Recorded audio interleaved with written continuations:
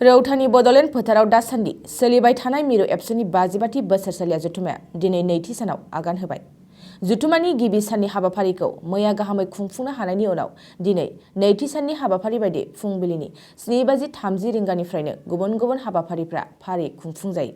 गाजा गोमजायै खुंफुंनाय मिरु एबसुनि 55थि बोसोरसालिया जथुमानि दिनै नैथि साननि हाबाफारि बायदि फुंनि आरज गाबनाय, आफादनि फिरफिला बिरहोनाय, मुंख्लंफोरनो बिबार बावनाय हाबाफारिफ्रा फारि खुंफुंजादों। दिनैनि हाबाफारियावनो गेवलाङै सावरायनाय, गुन गोनां फरायसाफोरखौ बरायनाय, साबसिन फोरोंगिरि बान्था राननाय बायदि हाबाफारिफोरखौ खुंनाय जागोन। मख'नो गोनांदि रौतानि बड'ल फोथाराव गाजा गोमजायै खुंफुंनाय मिरु एबसुनि 55थि बोसोरसालिया जथुमायाव गुबुन गुबुन जायगानिफ्राय गोबां सुबुंफ्रा बाहागो लानायखौ नुनो मोन्दों। समायना भाबै दुलाराय फरायसाफोरनि बान्जायनायाव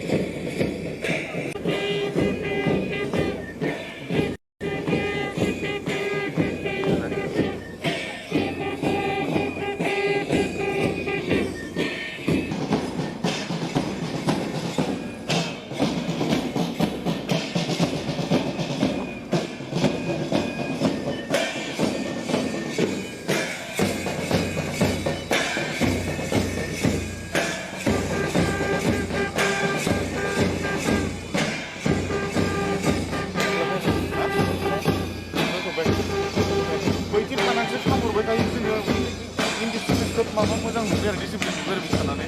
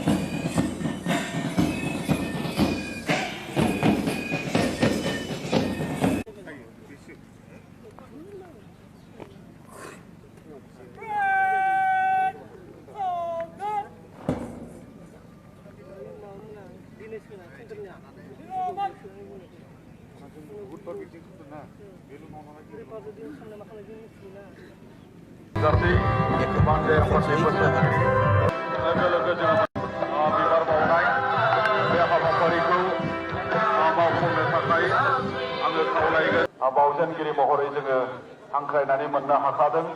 दा बेखायनो बे बिबार बावजेनगिरि मुस्रि धीरेन बर' साहित्य एकाडेमि